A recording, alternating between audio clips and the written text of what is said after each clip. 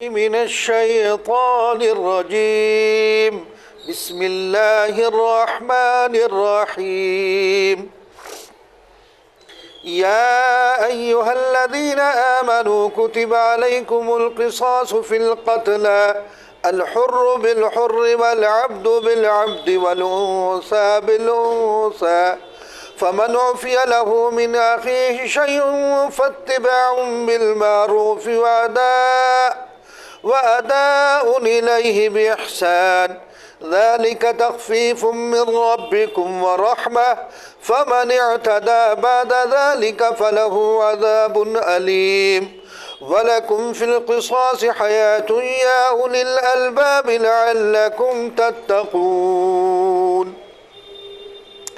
اے ایمان والو، تم پر قصاص فرض کیا جاتا ہے مقتولین کے بارے میں، آزاد آدمی کے عوض میں، غلام کے عوض میں، عورت کے عوض میں۔ ہاں، جس کو اس کے فریق کی طرف سے کچھ معافی ہو جائے تو معقول طور پر مطالبہ کرنا اور خوبی کے ساتھ اس کے پاس پہنچا دینا، یہ تمہارے پروردگار کی طرف سے تخفیف ہے اور ترحم ہے۔ پھر جو شخص اس کے بعد تعدی کا مرتکب ہو تو اس شخص کو بڑا دردناک عذاب ہوگا۔ اور فہیم لوگ، قصاص میں تمہاری جانوں کا بڑا بچاؤ ہے، ہم امید کرتے ہیں کہ تم لوگ خلاف ورزی سے پرہیز رکھو گے۔ اس سے پچھلی جو آیات گزری تھی، پچھلی آیت انتہائی جامع تھی، جس میں اصولی طور پر تمام احکام شرعیہ، اعتقادات، عبادات، معاملات، اخلاقیات کا اجمالی طور پر ذکر آیا تھا۔ اور اب جن آیات کی تلاوت اس وقت کی گئی ہے، گویا کہ ما قبل میں جو اجمال تھا اسی کی تفصیلی جزیات کا تذکرہ ہے، اور وہ یہاں سے لے کر سورہ بقرہ کے خاتمے تک احکامات ہی کو بیان کیا جائے گا۔ چنانچہ حسب ضرورت کچھ واقعات بھی بیچ میں آئیں گے، اور آج کی جو آیت تلاوت کی گئی ہے، اس آیت میں اللہ تبارک و تعالی نے قصاص کا حکم بیان فرمایا ہے۔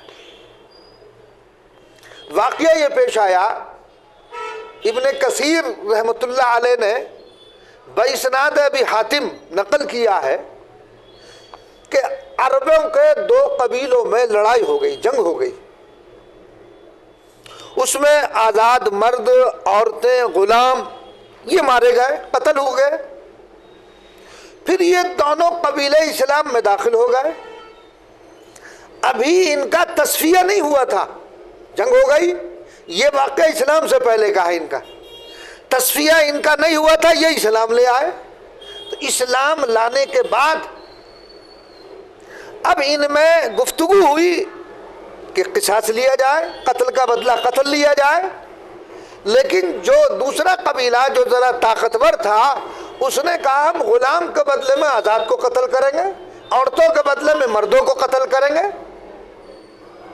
تو اللہ تبارک و تعالی نے اس تصفیے کے لیے ان آیات شریفہ کو نازل فرمایا کہ نہیں، ایسا نہیں ہوگا۔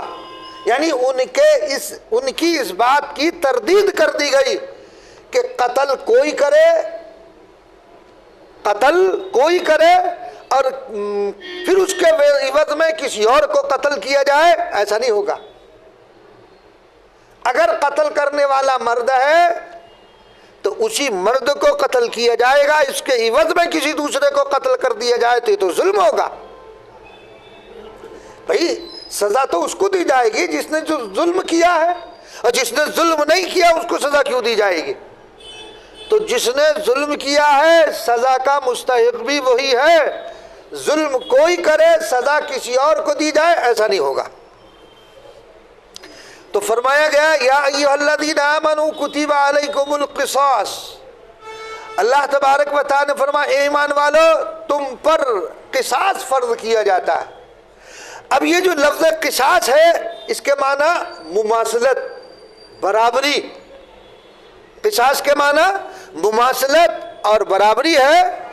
مراد یہ ہے کہ جتنا ظلم اور زیادتی کسی نے کسی پر کی اتنا ہی وہ بدلہ لے سکتا ہے، اس سے زائد کا نہیں۔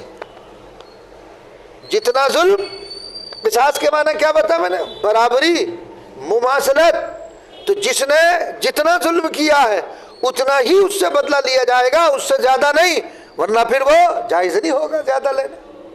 بھئی اگر کسی نے تمہاری آنکھ پھوڑ دی تم اس کو قتل کر دو، یہ تو زیادتی ہوئی۔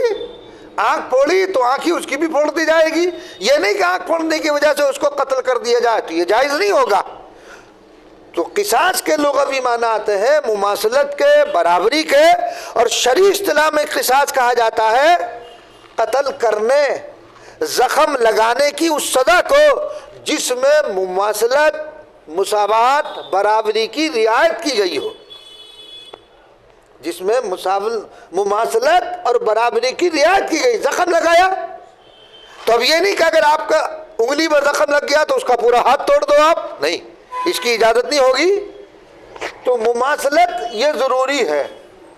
اگر آدمی اس کے اندر زیادتی کرے گا تو خود گناہ میں ملوث ہو جائے گا، خود گناہ گار ہو جائے گا وہ۔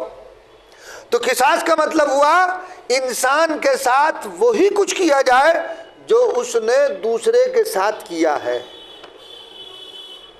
یہود کے مذہب میں قتل کی سزا صرف قتل ہی تھی۔ قتل کی سزا یہودیوں کا کیا تھی؟ کسی نے قتل کر دیا تو اس کو قتل ہی کیا جائے گا، معافی کی کوئی شکل نہیں۔ عیسائیوں کے یہاں عفو درگزر کا قانون تھا کہ قصاص یعنی بدلے کا کوئی قانون ان کے ہاں نہیں تھا۔ عرب میں ایام جاہلیت میں قصاص اور عفو دونوں چیزیں موجود تھی۔ زمانہ جاہلیت میں ان کے ہاں قتل بھی تھا، عفو کسی نے معاف کر دیا، درگزر کر دیا وہ بھی، مگر ان میں بہت زیادہ افراط و تفریط تھی۔ اگر قاتل کوئی معمولی آدمی ہوتا اور مقتول جس کو قتل کیا گیا وہ بڑا خاندانی آدمی ہے، بڑا مشہور آدمی ہے، تو ہوتا کیا تھا؟ اس قاتل کے قبیلے کے کئی آدمیوں کو قتل کر دیتا۔ اسی طرح بڑے لوگ اپنے زخموں کی دیت دوگنی تیگنی وصول کرتے تھے۔ اللہ تبارک و تعالیٰ نے قصاص اور دیت خون بہا کے احکام نازل فرما کر ان میں جو بے اعتدالیاں تھیں، جو زیادتیاں تھیں، اس کی اصلاح فرما دی۔ چنانچہ اللہ تبارک و تعالیٰ نے مومنین سے خطاب کرتے ہوئے کیا فرمایا؟ یا ایھا الذین آمنوا کتب علیکم القصاص فی القتل، اے ایمان والو تم پر قصاص فرض کیا جاتا ہے مقتولین کے بارے میں۔ چنانچہ تو یہاں آیت میں دو حکم ہیں۔ آیت میں کیا حکم ہے؟ دو۔ نمبر ایک قصاص، برابری کا بدلہ لیا جائے گا۔ تو ایام جاہلیت کی طرح نہیں ایک کے عوض میں دو کو قتل کر دیا جائے یا ایک کے عوض میں چار کو قتل کر دیا جائے، ایسا نہیں کیا جائے گا۔ غلام سمجھ کر اس کے بدلے میں کسی شریف کو قتل کر دیا جائے، نہیں، نہ امیر کا لحاظ ہوگا نہ غریب کا لحاظ ہوگا۔ یہ نہیں کہ اگر امیر ہے اس کو قتل کر دیا گیا تو وہ دوگنی دیت وصول کرے، اس کو زخم لگ گیا تو دوگنی دیت وصول کرے، یا وہ کئی کو قتل کرے، نہیں، امیر ہو، غریب ہو، شریف ہو، رذیل ہو، کچھ رعایت نہیں کی جائے گی، برابری کا معاملہ ہوگا۔ کوئی آدمی رکشہ چلانے والا ہے، کوئی کار کا مالک ہے، کوئی بڑا آدمی صاحب منصب ہے، تو ایسا نہیں ہوگا کہ چونکہ یہ آدمی بڑا ہے تو اس کو ساتھ یہ زیادتی کا معاملہ کیا گیا، زخم اس کو لگایا گیا، دوگنی اس سے دیت وصول کر لی جائے، نہیں۔ جان کے لحاظ سے آپس میں سب برابر ہیں۔ بھائی ایک انسان تو سارے برابر ہے نا۔ بھائی رکشہ جو چلانے والا وہ بھی انسان ہے، مزدوری کرنے والا وہ بھی انسان ہے، بادشاہ ہے وہ بھی انسان ہے، وزیر اعظم ہے وہ بھی انسان ہے، تو انسان ہے نا۔ انسانیت کے اعتبار سے تو سب برابر ہیں، جان تو سب کی برابر ہے۔ تو لہذا اس میں بڑے چھوٹے کا، غریب امیر کا، فقیر رذیل کا کوئی فرق نہیں ہوگا۔ قاتل جو ہوگا اس کو قتل کیا جائے گا، وہ کوئی بھی ہو۔ امیر ہو، غریب ہو، فقیر ہو، شریف ہو، رذیل ہو، تو ایک دوسرے کی برابری جان کے اعتبار سے۔ اچھا، یہاں ایک بات یہ بھی سمجھ لینی چاہیے کہ مقتولین میں فقط قصاص جان لینے کے اعتبار سے برابری اور مساوات ہے، قتل کی کیفیت میں برابری اور مماثلت نہیں ہوگی۔ بات آئی سمجھ میں؟ قتل کے اعتبار سے تو مماثلت ہے، برابری، قتل کی کیفیت میں برابری نہیں ہوگی۔ مثلا ایک آدمی نے آگ میں ڈال کے مار دیا، اب قصاص لیا جا رہا کہ اس کے قتل کا بدلہ لیا جائے، تو اب ایسا نہیں ہوگا کہ تم بھی آگ میں جلا کر اس کو مارو، نہیں، تو قتل میں تو برابری ہے، اس کی کیفیت میں برابری نہیں ہوگی کہ اس نے آگ میں جلا کر مارا، میں بھی آگ میں جلا کر ماروں گا، اس نے گرم تیل میں ڈال دیا تو میں بھی اس کو گرم تیل میں ڈال کر ماروں گا، نہیں۔ تو یہ یاد رکھیے گا، قتل کی کیفیت میں مساوات اور برابری نہیں، یہ جائز نہیں ہے۔ کسی نے اگر کسی کو غرق کر دیا، پانی میں ڈبو کر مارا، تو میں بھی اس کو پانی میں ڈبو کر ماروں گا، نہیں، یہ نہیں ہوگا۔ تو اس کی، اس لیے قرآن مجید میں جو لفظ استعمال کیا گیا ہے وہ کیا ہے؟ فرمایا گیا یا ایھا الذین آمنوا کتب علیکم القصاص فی القتل، فی القتل نہیں کہا گیا، فی القتل۔ اللہ تبارک و تعالیٰ نے لفظ یہاں یہ نہیں کہا فی القتل، تب تو وہ بات ہوتی کہ کیفیت میں بھی برابری ہو، لیکن جب کہا گیا قتل تو اب کیفیت میں برابری نہیں ہوگی۔ اچھا، ایک دوسری بات اور یہ بھی سمجھنے کی ہے کہ یہ جو قتل، قصاص میں قتل کیا جائے گا، اگر کوئی آدمی کسی کو قتل کر دے اس سے قصاص لیا جائے گا، بدلہ لیا جائے گا، یعنی اس کو قتل کیا جائے گا۔ یہ بات یہاں تک سمجھ میں۔ اب جو آگے میں بات بتانا چاہ رہا ہوں، یہ قصاص لینے کا حق ہر آدمی کو نہیں ہے۔ اس نے میرے باپ کو مارا، میں بھی چلوں اٹھاؤں پستول اور اٹھاؤں جو ہے تلوار، اس کو جا کے قتل کر دوں، نہیں، اس کو یہ حق نہیں ہے۔ یہ قاضی کے پاس جائے گا، استغاثہ قاضی کے پاس، قاضی دلوائے گا، خود نہیں کر سکتا۔ یہ اختیار حاکم کو ہے، خود اس کی ذات کو نہیں کہ خود جا کر ویسے ہی قتل کر دے۔ تو یہ قصاص کا اختیار ہر شخص کو بذات خود نہیں ہے، کیونکہ ایسا کرنے میں تو فتنہ اور فساد برپا ہو جائے گا۔ بھائی ادھر سے قتل کیا گیا، یہ خود بذات خود جائے گا، اس کے حامیین نکل کر آئیں گے، گھر والے نکل کر آئیں گے، تو یہ تو ایک فساد کی شکل ہو جائے گی، نہ معلوم کتنے اور مارے جائیں گے پھر، تو اس میں فتنہ اور فساد زیادہ ہوگا۔ ایک بات تو یہ۔ دوسری بات ایک اور کہ یہ قصاص جو لیا جائے گا، یعنی کسی نے قتل کیا اور اس کے بدلے میں جس نے قتل کیا اس کو قتل کیا جائے گا، یہ قتل عمد میں ہے، جان بوجھ کر جو آدمی کو قتل کر رہا۔ یہ قصاص کس صورت میں ہے؟ جبکہ جان بوجھ کر قتل کیا جا رہا ہو، اس صورت میں اس سے بدلہ لیا جائے گا، اس کو قتل کیا جائے گا، قتل کرنے والے کو، مقتول کے ورثہ، جس کو قتل کیا گیا اس کے وارثین اس کو قتل کرے، اور حاکم کے اس سے، یعنی بذات خود جا کر کے نہیں۔ تو قتل عمد، جان بوجھ کر ایسے آلات سے قتل کرنا جس سے آدمی قتل ہو جائے۔ ہاں، اگر آدمی مثال کے طور پر ایک کتا ہے، اس پہ گولی لگائی، نشانہ لگایا اس نے، اس کو مارنے کے لیے، وہ موذی ہے، کٹخنا کتا ہے، اس نے اس کو مارنے کے لیے بندوق چلائی، وہ اتفاق سے کتا بھاگ گیا، آدمی آ گیا کوئی، اس کو گولی لگ گئی، وہ مر گیا۔ یہ قتل خطا ہے۔ یہ کیا ہے؟ یہ قتل خطا، قصدن اس کا ارادہ آدمی کو مارنے کا نہیں تھا، وہ تو کتے کو مارنے کا تھا، لگ گئی، جو کتا بھاگا اور آدمی کی گولی لگ گئی، تو اس میں قصاص نہیں لیا جائے گا۔ یہ قتل عمد میں ہے، جو جان بوجھ کر جس کو قتل کیا جا رہا ہے، تو اس قتل عمد کے بدلے میں قتل ہوگا، قتل خطا میں نہیں ہوگا۔ اتفاقاً کوئی آدمی مر گیا تو یہ خطا ہے، تو اس صورت میں قصاص نہیں ہوگا، بلکہ اس صورت میں دیت لی جائے گی، خوں بہا، جس کو خوں بہا کہتے ہیں، یعنی دیت کہتے ہیں، یہ ضرور دینی پڑتی ہے۔ دیت کیا ہے؟ شریعت میں جو دیت ہے وہ کیا ہے؟ شریعت 3 چیز ہے.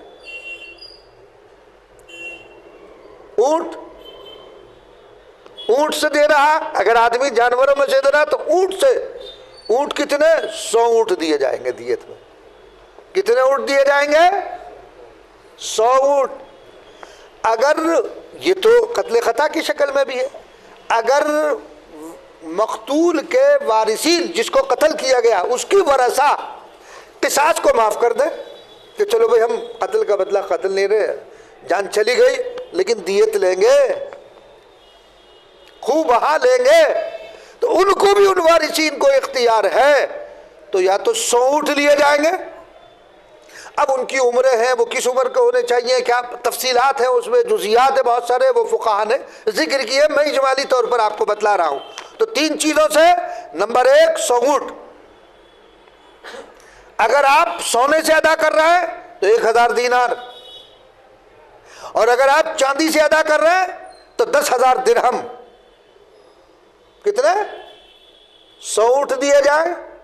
1000 دینار اگر سونے سے دے رہے ہیں تو 1000 دینار دیے جائیں. چاندی سے اگر آپ دے رہے ہیں تو پھر آپ کو 10,000 درہم دینے پڑیں گے. اچھا، یہ 10,000 درہم. لیکن اگر ان تینوں کے علاوہ وارثین کسی اور مال پر اتفاق کر لیتے ہیں تو جس پر اتفاق ہو جائے ٹھیک ہے، وہ ان تینوں چیزوں کے علاوہ کوئی اور مال ہے، اوپر پر ہو گئی، گاڑی پر ہو گئی، کسی اور چیز پر آپس میں ان کا معاہدہ ہو جاتا ہے تو جو معاہدہ وہ لے سکتے ہیں. تو لہذا اب یہاں پر ایک اعتراض ہوتا ہے. اعتراض کرنے والے جو مستشرقین ہیں وہ کیا اعتراض کرتے ہیں کہ تو زیادتی ہے. ایک آدمی تو مر ہی گیا، ایک آدمی تو دنیا سے چلا گیا، اب اس کے بدلے میں ایک آدمی کو مزید قتل کرو گے تو یہ تو زیادتی ہے. بھئی جو قتل ہونا تھا قتل ہو گیا، یہ زیادتی کیوں کر رہے ہیں، مزید اس کو قتل کیے جا رہے ہیں. یہ اعتراض کرتے ہیں اس حکم پر. تو دیکھیے، جو لوگ یہ اعتراض کر رہے ہیں وہ اگر دقیق نظر سے مطالعہ کرتے تو ان کو یہ اعتراض نہ ہوتا. کیوں؟ اس لیے کہ اس قتل کیے جانے میں ایک کو تو قتل کر دیا، تو اگر اس کو یوں ہی چھوڑ دیا جائے تو وہ تو آزاد ہو جائے گا، پھر اوروں کو بھی قتل کرتا پھرے گا، معاشرے میں بگاڑ پیدا کرے گا، معاشرے میں فساد پیدا ہوگا. بھئی جس کو قتل کیا گیا ہے اس کے وارثین نہیں اٹھیں گے، وہ خاموش بیٹھے رہیں گے، وہ بھی کسی نہ کسی کو قتل کر دیں گے. وہ بھی ان کو گویا کہ ناچاقیاں، دشمنیاں آپس میں 2 خاندانوں میں نہیں بلکہ مختلف خاندانوں میں دشمنیاں مزید بڑھ جائیں گی. لہذا شریعت نے کیا حل رکھا کہ اس کے بدلے میں ایک کو قتل کر دو، تو جب اس کو قتل کیا جائے گا تو پورے معاشرے میں سکون ہو جائے گا. کیوں؟ کہ بھئی قتل کا بدلہ قتل ہے تو کوئی ہمت نہیں کر سکے، قتل کی کوئی ہمت نہیں کر سکتا ہے. تو قرآن کا جو قانون ہے امن کی شکل اس میں ہے یا آپ کے بنائے ہوئے قانون میں ہے؟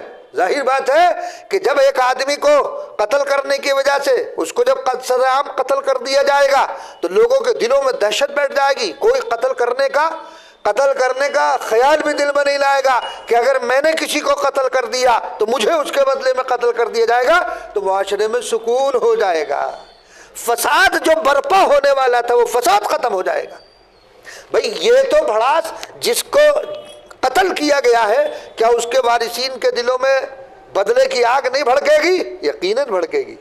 وہ کوئی نہ کوئی تدبیر لگائیں گے. اور آپ دیکھتے ہیں دنیا میں بھئی اگر کوئی آدمی کسی کا مار دے تو موقع کے تلاش میں رہتا ہے اور پھر وہ اس سے زیادہ اس پر ظلم و زیادتی کرتا ہے. لیکن جب شریعت کے جو احکامات ہیں وہ انتہائی بہترین معاشرے میں سکون کے لیے ہے، کرپشن کے لیے نہیں. اس قانون کو آپ ذرا عملی زندگی میں اتار کر تو دیکھو تو پتہ چلے گا. آج جو چاہتا ہے، جس کو چاہتا ہے مار ڈالتا. آپ روز دیکھتے ہیں کسی کو پکڑا اور ڈنڈے سے مار دیا، ہلاک کر دیا، چاقوؤں سے اس کو مار دیا، تلوار سے اس کو کاٹ دیا. کوئی کچھ کرنے والا نہیں، بھاگ گئے. کچھ ہوتا ہے لیکن شریعت کا قانون یہ ہے کہ جو قتل کرنے والے اگر انہوں نے تلوار سے چاقوؤں سے وہ قتل کر رہا ہے قتل کر دیا تو اس میں جتنے شریک ہوں گے سب کو قتل کیا جائے گا. اگر شریک ہے قتل میں ان سب کو تو کسی کی ہمت ہو سکے گی؟ پھر کوئی ہمت نہیں کر پائے گا کہ نہیں بھائی قانون یہ ہے. تو جب وہ قانون ہوگا اس پر عمل ہوگا تو انشاءاللہ یہ جرائم ختم ہو جائیں گے. تو قرآنی جو تعلیمات ہیں قرآنی جو احکامات ہیں وہ معاشرے سے کرپشن کو دور کرنے کے لیے ہے. کرپشن پیدا نہیں کرتا ہے، کرپشن کو دور کرتا ہے. قرآنی تعلیمات آپ اس پر اس کو نافذ العمل کر کے دیکھ لیں کہ اگر آپ نے عمل کیا، بھئی چور ہے اس نے چوری کی ثابت ہو گئی 10 درہم سے زائد کی چوری ہے، اس کا ہاتھ کاٹ دو. کسی کی ہمت ہوگی چوری کرنے کی؟ کوئی چوری کی ہمت نہیں کر سکتا. تو وہ جو کرپشن بڑھنے کی طرف تھا شریعت نے اس کی راہ پہلے ہی بند کر دی. جب اس کا ہاتھ کاٹ دیا گیا اب کوئی ہمت نہیں کر پائے گا کہ بھائی ہاتھ کٹے گا. زانی اگر زنا کر رہا ہے اس کو اگر سزا دی جائے گی تو پھر کسی کی ہمت نہیں ہو سکتی ہے کہ وہ اس کی خلاف ورزی کر سکے. کیونکہ جان ہر ایک کو پیاری ہے، جان تو ہر ایک کو پیاری ہے. تو اس لیے قصاص کا جو حکم بیان کیا گیا ہے یہاں پر وہ قتل عمد میں ہے. جان بوجھ کر جو قتل کر رہا ہے خطان اگر خطا کی شکل ہے جو میں نے مثال کے ذریعے بتایا ہے تو اس میں نہیں ہے. پھر دیت ہے. دیت کا مسئلہ یہ ہے کہ آپ کو بتا دیا گیا کہ 3 چیزوں سے دیت دی جائے گی. اگر ان سے دیت دے رہا ہے جانور سے تو اونٹ سے 100 اونٹ دیے جائیں گے. سونے سے دے رہا تو 1000 دینار دیے جائیں گے. چاندی سے دے رہا 10,000 درہم دیے جائیں گے. اگر اس کے علاوہ کسی اور مال پر جو ہے وہ باہمی مصالحت ہو جائے تو پھر اس میں کوئی حرج کی بات نہیں. وہ تو ظاہر بات ہے کہ جس کا حق ہے. اچھا اگر جو قتل کرنے والا جس کو قتل کیا گیا اس کے جو وارثین ہے ان وارثین میں اگر وہ دیت لینے پر راضی ہو جاتے ہیں تو وہ دیت شرعی اعتبار سے تقسیم ہوگی. یہ نہیں کہ سب برابر لے لیں. تو جو شریعت کا قانون ہے وراثت کا اسی کے اعتبار سے تقسیم ہوگی وہ دیت. اس کے اندر اگر کس مثال کے طور پر جس کو قتل کیا گیا اس کے 2 لڑکے ہیں، ایک لڑکے نے معاف کر دیا کہ میں قصاص نہیں لیتا، تو اب قصاص نہ لینے کی صورت میں وہ آدھی دیت اگر دیت پر رضامند ہو جاتا، دوسرا کہتا نہیں میں نہیں معاف کرتا میں تو دیت لوں گا، تو پھر اس کو نصف دیت دی جائے گی. بہرحال تو یہ احکامات ہیں جو بیان کیے گئے ہیں. اگر ان احکامات سے معاشرے میں پھیلا ہوا کرپشن دور ہوگا، بڑھے گا نہیں. تو جو لوگ اعتراض کر رہے ہیں تو ان کا اعتراض ہی غلط ہے. تو فرمایا اے ایمان والو تم پر قصاص فرض کیا جاتا ہے. الحر بالحر والعبد بالعبد. وہ نہیں یہود و نصارہ میں جو چیز رائج ہے کہ کہیں معافی ہے اور کہیں قتل ہی ہے، اس کے علاوہ کوئی دوسری شکل نہیں ہے. یا دو قبیلوں میں کے اندر جو واقعہ پیش آیا کہ صاحب ہمارا آزاد قتل ہوا، ہمارا غلام قتل ہوا، ہم اس کے بدلے میں کئی کو قتل کریں گے. اللہ نے فرمایا نہیں، الحر بالحر، آزاد آدمی کو آزاد آدمی کے بدلے میں اگر کسی نے آزاد کو قتل کیا ہے تو آزاد ہی کو قتل کیا جائے گا. والعبد بالعبد، اور غلام کو غلام کے عوض میں. یہ نہیں ہوگا قاتل غلام ہو آزاد کو قتل کر دیا جائے، ایسا نہیں ہوگا. قاتل عورت ہو مرد کو قتل کیا جائے، ایسا نہیں ہوگا. والانثى بالانثى، عورت کو عورت کے عوض میں. یہ برابری، یہ مماثلت ہے. فمن عفی له من اخیہ شیء فاتباع بالمعروف. ہاں جس کو اس کے فریق کی طرف سے کچھ معافی ہو جائے، یعنی اس کا بھائی اس کو معاف کر دے، تو معقول طور پر مطالبہ کرنا. اب دیت جس کو ہم نے کہا کہ وہ مطالبہ کر رہے ہیں تو وہ دیت دی جائے گی. وہ دیت بھی جو ہے دیکھو شریعت نے جو احکامات بتائے ہیں کتنے خوبصورت. وَأَدَاءٌ إِلَيْهِ بِإِحْسَانٍ. قصاص کو معاف کر دیا گیا، معاف کرنے کی صورت میں اب دیت پر جو ہے معاملہ طے ہو گیا. اب دیت دینے میں یہ لوگ بھی بار بار مطالبہ نہ کرے جائیں، اس کے ساتھ بھی زیادتی نہ کریں. اس کو بھی چاہیے وہ ٹال مٹول نہ کرے، دے دے. وَأَدَاءٌ إِلَيْهِ بِإِحْسَانٍ، خوبی کے ساتھ اس کے پاس پہنچا دینا، اچھائی کے ساتھ. جب دیت پر معاملہ طے ہو گیا اور جو دیت طے ہوئی تو وہ بتا دی گئی تفصیل سے میں نے. جب وہاں معاملہ دیت پر آ گیا تو اب اس کو کیا کرنا چاہیے؟ وہ خوبی کے ساتھ اس کو پہنچا دے کہ بھائی یہ لیجیے، ٹال مٹول نہ کرے آدمی. تو وَأَدَاءٌ إِلَيْهِ بِإِحْسَانٍ ذَلِكَ تَخْفِيفٌ مِّن رَبِّكُمْ وَرَحْمَةٌ. یہ تمہارے پروردگار کی طرف سے تخفیف ہے اور ترحم ہے. دیکھو یہ جو دیت رکھ دی گئی اللہ تبارک و تعالیٰ نے کہ اگر قصاص کو کوئی معاف کر دیتا ہے تو دیت پر رضامند ہو جاتا ہے، تو یہ دیت رکھنے میں اللہ کی طرف سے تمہارے لیے رحمت ہے۔ بھئی اللہ تعالیٰ یہ بھی تو فرما سکتے تھے، یہ حکم ہوتا کہ بھئی قتل کیا قتل ہی کرو، معافی کی کوئی شکل نہیں ہے، لیکن خداوند قدوس نے تخفیف کر دی تمہارے لیے، اور یہ تمہارے ساتھ ترحم کا معاملہ ہے کہ اگر مقتول کے ورثہ معاف کر دیتے ہیں قصاص کو تو دیت لے لو، تو یہ تخفیف ہی تو ہوئی۔ اور فرمایا ذالک تخفیف من ربکم ورحمہ فمن اعتدی بعد ذالک فلہ عذاب علیم۔ اب اگر اس کے بعد کو زیادتی کرتا، مطلب قصاص کو مقتولین کے ورثہ نے معاف کر دیا، اس کے باوجود وہ قصاص لے، پھر معاف کرنے کے بعد پھر وہ اسی تدبیر میں لگے، فمن اعتدی بعد ذالک، پھر جو شخص اس کے بعد تعدی کا مرتکب ہوگا، زیادتی کرے گا، کیا ہوگا؟ تو اس شخص کو بڑا دردناک عذاب، فلہ عذاب علیم۔ جو بات طے ہو گئی اسی پر رہو، اب اس سے ہٹو مت۔ قصاص، یا تو قصاص لینے کا اختیار شریعت نے دیا، قصاص لے لو، قصاص نہیں لینا چاہتے معاف کر دیا تو اب آپ کیا ہے، دیت پر معاملہ طے ہو گیا تو اب دیت لو۔ اس کے بعد اگر آدمی کوشش کرتا ہے قصاص لینے کی دیت پر معاملہ طے ہونے کے باوجود، تو اب یہ زیادتی ہوگی۔ اللہ فرما رہے ہیں کہ اس کے لیے دردناک عذاب ہے۔ وَلَكُمْ فِي الْقِصَاصِ حَيَاةٌ يَا أُولِي الْأَلْبَابِ لَعَلَّكُمْ تَتَّقُونَ، اور فہیم لوگ، قصاص میں تمہاری جانوں کا بڑا بچاؤ ہے۔ دیکھو وہ جو اعتراضات کر رہے ہیں نا، جو میں نے ابھی بتایا کہ اعتراض، اس اعتراض کا جواب اس آیت میں آ گیا، وَلَكُمْ فِي الْقِصَاصِ حَيَاةٌ يَا أُولِي الْأَلْبَابِ لَعَلَّكُمْ تَتَّقُونَ، فہیم لوگو قصاص میں تمہاری جانوں کا بچاؤ ہے۔ اب آپ کہیں گے جانوں کا بچاؤ کیسے؟ بھائی قصاص لے لیا آپ نے، ٹھیک ہے، ایک کے بدلے ایک مارا گیا نا۔ اگر قصاص کا حکم نہ ہو تو نامعلوم یہ 10 کو قتل کر دے، تو اس میں انسان کی جان محفوظ ہو گئی نہیں ہو گئی دوسرے کی۔ بھئی ایک بڑا آدمی ہے، صاحب منصب ہے، اس کا بیٹا کسی نے قتل کر دیا، وہ کیا کرے گا؟ پورے خاندان کو قتل کرا دے گا، اپنے منصب کے نشے میں پورے خاندان کو تباہ کر سکتا ہے۔ تو ایک کی وجہ سے تباہی متعدی ہو رہی ہے، تو اس متعدی تباہی سے بچانے کے لیے اللہ نے قصاص کو رکھ دیا کہ ایک کے بدلے میں ایک ہی مارا جائے گا۔ تو کیا ہوا؟ وَلَكُمْ فِي الْقِصَاصِ حَيَاةٌ، تو اس میں حیات نہیں ہے؟ کتنے آدمیوں کی زندگی بچ رہی ہے، معاشرے میں کرپشن کتنا بڑھے گا۔ اگر یہ بدلہ نہ لیا جائے، یہ نہ رکھا جائے، تو معاشرے میں کرپشن بڑھے گا یا کم ہوگا؟ بڑھے گا۔ آج آپ دیکھ لیجئے، آپ کے سامنے ہے اس وقت حالات، دیکھیے کوئی کسی کو بھی مار دیتا، کوئی اس کا پرسانی حال نہیں، کوئی اس سے بدلہ نہیں جاتا۔ آپ کورٹ میں جاؤ، لڑتے رہو، سالوں لڑتے رہو، کچھ نہیں ہوتا۔ لیکن شریعت کیا کہتی ہے؟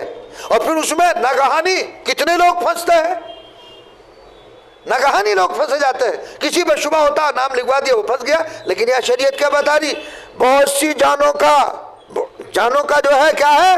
بچاؤ ہے۔ ایک اور اب 10 پھنس رہے، 20 پھنسے، 50 پھنسے، کچھ پتہ نہیں۔ تو فہیم لوگوں، قصاص میں تمہاری جانوں کا بڑا بچاؤ، ہم امید کرتے تم لوگ خلاف ورزی سے پرہیز رکھے ہوئے۔ یعنی اللہ تبارک و تعالیٰ فرما رہے ہیں جو عقل مند لوگ ہیں، جو فہیم لوگ ہیں، وہ اس میں احتیاط کا پہلو اختیار کریں گے، وہ تعدی نہیں کریں گے، وہ ظلم و زیادتی نہیں کریں گے، وہ شرعی حکم سے متجاوز نہیں ہوں گے، جو حکم بتا دیا گیا ہے اسی کے مطابق وہ عمل پیرا ہوں گے۔ تو یہ آج جو ہے، آج کی آیات میں قصاص کا بیان تھا، اور اس کے بعد جو آگے آیات آ رہی ہے اس میں وصیت وغیرہ سے متعلق ہے، وہ انشاءاللہ آئندہ اللہ تبارک و تعالی ہم سب کو عمل کی توفیق عنایت فرمائے۔ اللہم صلی علی سیدنا و نبینا و مولانا محمدا عبدہ و رسولہ ربنا ظلمنا انفسنا وان لم تغفر لنا وترحمنا لنکونن من الخاسرین۔ اے اللہ ہمارے گناہوں کو معاف فرما، ہماری خطاؤں کو درگزر فرما، ہم سب پر رحم اور کرم اور عافیت کا معاملہ فرما، آنے والے برے حالات سے ہم سب کی حفاظت فرما، ہم سب کو شریعت مطہرہ کے مطابق زندگی گزارنے کی توفیق عنایت فرما۔ اے اللہ معاشرے میں جو کرپشن ہے اس کو دور فرما دے، اے اللہ جو خلاف ورزیاں ہو رہی ہیں اس سے ہم سب کی حفاظت حفاظت فرما، سنت و شریعت پر عمل کرنے والا بنا، اے اللہ شرعی احکامات پر عمل کرنے والا بنا دے، شرعی احکامات ہماری عملی زندگی میں اتار دے، ہر قسم کے فتنے و فساد سے ہماری حفاظت فرما، اے اللہ ہمیں جو پریشان حال ہے ہمیں ان کی پریشانیوں کو دور فرما، اے اللہ تمام مدارس کی حفاظت فرما، خانقاہوں کی حفاظت فرما، مساجد کی حفاظت فرما، حرمین شریفین کی حفاظت فرما، اے اللہ بیت المقدس کو آزاد فرما، رب کریم ہمیں سنت و شریعت کی اتباع کی توفیق میسر فرما۔